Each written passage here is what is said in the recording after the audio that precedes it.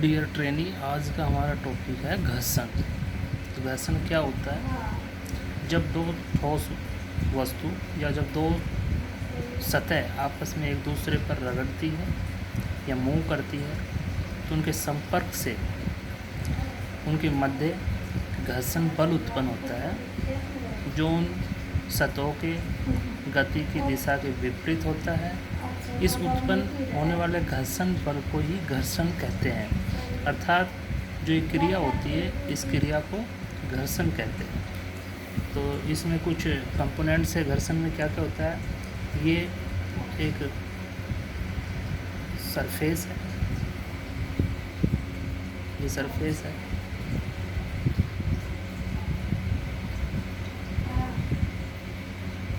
ये कोई सतह है और इस सतह के ऊपर ये वस्तु है।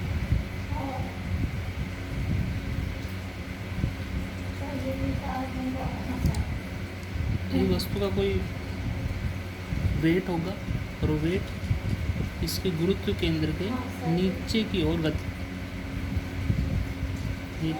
कार्य करेगा, जिसे हम W कहते हैं।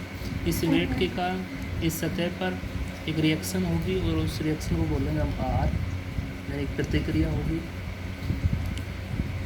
ये जो बल है ये बाह्य बल है, यानी वो बल जो बॉडी के ऊपर हम लगाते हैं उसको खींचने के लिए।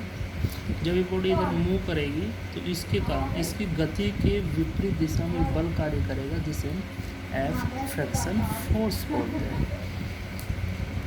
R बराबर अविलंब या रिएक्शन, F बराबर घर्षण बल या फ्रिक्शन, और W बराबर वेट होता है, वेट या भार, T बराबर बाह्य बल या एक्सटर्नल फोर्स।